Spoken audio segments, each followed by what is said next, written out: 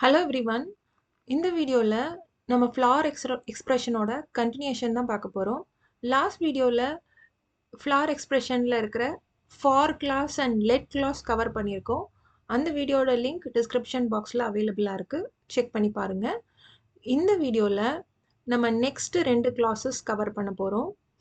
W and O. W stands for where, O stands for order by class.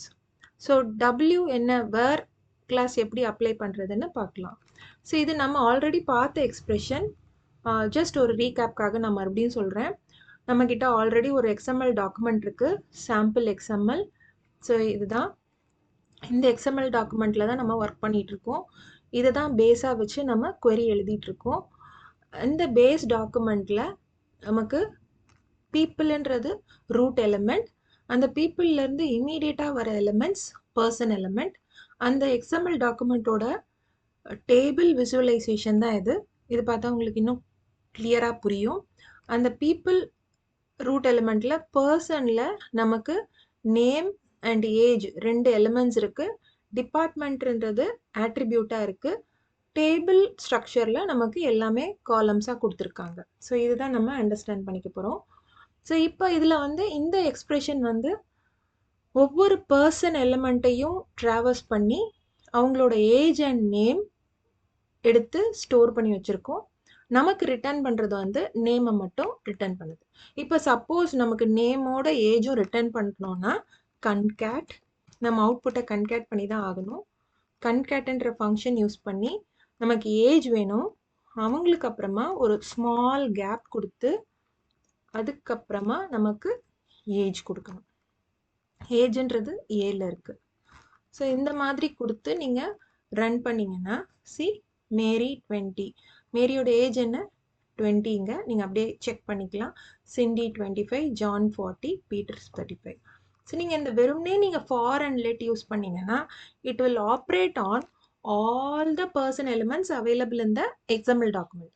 இப்போ எப்பவுமே நம்ம ஒரு data பேஸ்லேருந்து எல்லா டேட்டாவையும் எடுக்கணும்னு நினைக்க மாட்டோம், ஃபில்டர் பண்ணி எடுக்கணும்னு நினைப்போம். பேஸ்ட் ஆன் சம் கண்டிஷன் நம்ம டேட்டாவை வியூ பண்ணணும்னு நினைப்போம். ஸோ அதுக்கு யூஸ் பண்ண போகிற கிளாஸ் தான் வேர் கிளாஸ். நம்ம இந்த எக்ஸ்பிரஷனை இன்னும் கொஞ்சம் சிம்பிள் பண்ணிக்கலாம். ஃபார் எக்ஸாம்பிள் இதே எக்ஸ்பிரஷனில் நான் ஒரு ஃபில்டரிங் போட போகிறேன். எனக்கு ஏஜ் 30க்கு மேலே இருக்கிறவங்க மட்டும்தான் வேணும் அப்படின்னா நான் எப்படி எதாவது பண்ணலாம்? ஸோ நோவே, நம்ம வேர்ன்னு தான் யூஸ் பண்ண போகிறோம். வேர் இந்த ஃபில்டரிங் நம்ம எந்த காலமில் இல்லை எந்த எலிமெண்ட்டில் அப்ளை பண்ண போகிறோம்? ஏஜ்ன்ற எலிமெண்ட்டில் அப்ளை பண்ண போகிறோம். நமக்கு ஏஜ்ன்ற டேட்டா எந்த வேரியபிளில் ஸ்டோர் ஆயிருக்கு? $a. So where $a is greater than 30. So இதை இன்க்ளூட் பண்ணும்போது எல்லா டேட்டாவும் எடுக்கும். ஆனால் நமக்கு ரிட்டர்ன் பண்ண போகிறது எதை ரிட்டர்ன் பண்ண போகிறது? யாருக்கெல்லாம் ஏஜ் 30க்கு மேலே இருக்கோ அவங்கள மட்டும்தான் ரிட்டர்ன் பண்ணும். ஸோ இதை ரன் பண்ணால் நமக்கு என்ன அவுட்புட் கிடைக்கும்? யாரெல்லாம் ஏஜ் 30க்கு மேலே இருக்காங்க, பீட்டர் 35, ஜான் 40, அவங்கள மட்டும்தான் இங்கே அவுட்புட்டில் கொடுத்துருக்கு. சப்போஸ் லெஸ் தேன் கொடுத்தோன்னா அதுக்கு உண்டான அவுட்புட் கிடைக்கும். So less than 30, Mary and Cindy அவங்க மட்டும் அவுட்புட்டில் வந்திருக்காங்க. ஸோ இங்கே ஈக்குவல் டு 13 கொடுத்தீங்கன்னா யாருமே கிடையாது. ஸோ அதுக்கப்புறம் ஈக்குவல் டு 35 கொடுத்தீங்கன்னா you will get Peter who is 35. இங்கே ஒன்றை மட்டும் நீங்கள் நோட் பண்ணிக்கோங்க, இங்கே அசைன் பண்ணுறதுக்கு நம்ம கோலனோட யூஸ் பண்ணுவோம். This is assignment operator. இது ஈக்குவலான்னு செக் பண்ணுறதுக்கு வெறும் ஈக்குவல் டு ஆப்ரேட்டர் யூஸ் பண்ணுவோம். இதை நம்ம செக் பண்ணிக்கோங்க. So this is about where clause. Suppose எனக்கு இந்த ரேஞ்ச்குள்ளே வேணும் அப்படின்னாலும் we have option where age greater than 25 and age less than 40. இப்போ 25லேருந்து 40க்குள்ளார இருக்கிறவங்க யார் யார் அப்படின்னு நம்ம கேட்டோம்னா அது அகெயின் இதனோட அவுட்புட் பீட்டர் தான், அதனால 35. நம்ம equal to greater than or equal to less than or equal to கொடுத்தீங்கன்னா இந்த பவுண்டரி ரேஞ்சஸையும் அது இன்க்ளூட் பண்ணிக்கும். ஸோ 25 இருந்தாலும் சரி, 40 இருந்தாலும் சரி, அதுக்கு உள்ளார இருந்தாலும் 35ல இருந்தாலும் it is fetching the data. So இந்த மாதிரி வேர் கிளாஸ் யூஸ் பண்ணி you can filter the data from the XML documents. So next clause என்ன சொன்னோம்? Order by class. ஸோ இங்கே வந்து நமக்கு டேட்டா கம்மியாக இருக்குதுன்றதுனால ஆர்டர் பை கிளாஸ் யூஸ் பண்ணும்போது நான் வேர் யூஸ் பண்ணல. நார்மல் இல்லை ரியல் டைம் யூஸ் கேசஸில் நம்ம கண்டிஷன் கொடுத்து அதை ஆர்டர் பை பண்ணியும் பார்க்கலாம். ஸோ இங்கே ஆர்டர் பை இப்போ நேம் வச்சு ஆர்டர் பண்ண போகிறோம்னா ஆர்டர் பை $can. இப்போ return only the names. Run பண்ணுங்க. சி எல்லாமே ஆல்ஃபபெட்டிக்கல் ஆர்டரில் அரேஞ்ச் ஆகி வந்திருக்கு. இப்போ இது வந்து நார்மல் ஆல்ஃபபெட்டிக்கல் ஆர்டர். எனக்கு வந்து ரிவர்ஸ் ஆல்ஃபபெட்டிக்கல் ஆர்டர் வேணும், டிசெண்டிங்கில் வேணும் அப்படின்னா I can say descending. See அப்படியே டிசெண்டிங் ஆர்டரில் வந்திருக்கு. By default it is ascending order. நீங்கள் டிசெண்டிங்கில் வேணும்னா டிசெண்டிங்னு ஸ்பெசிஃபை பண்ணிங்கன்னா எப்படி கொடுக்கும். இதையே நம்ம ஏஜுக்கு கொடுத்தோம்னாலும் ஃபஸ்ட்டு டிசெண்டிங் எடுத்துடலாம்.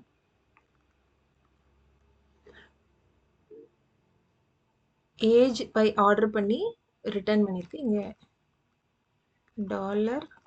$ஏன்னு கொடுக்குறேன்.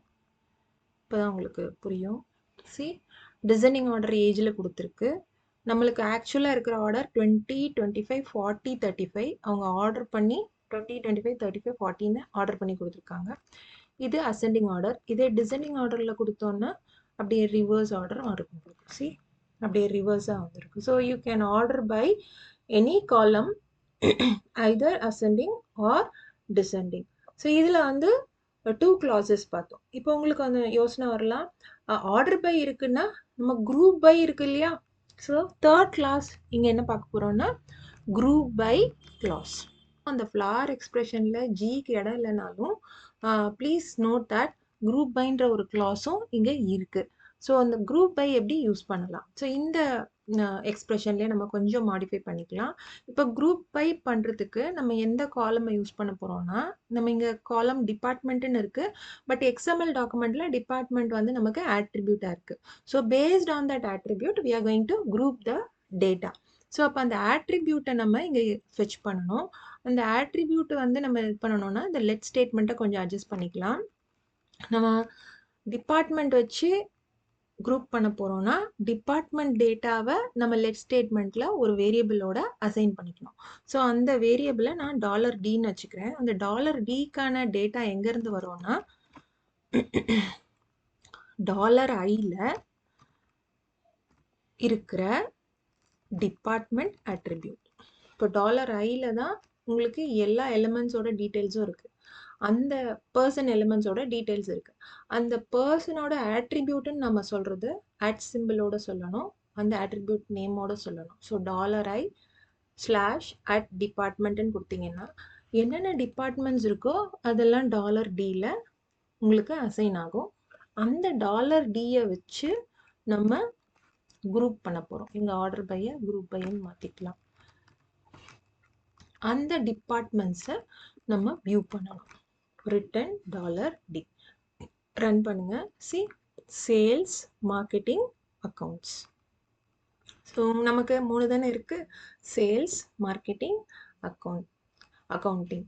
ஸோ இந்த மாதிரி குரூப் பை கிளாஸும் நம்மளால் இந்த ஃப்ளார் எக்ஸ்பிரஷன்ஸில் யூஸ் பண்ண முடியும். Hope you enjoyed this video. Thanks for watching. Bye.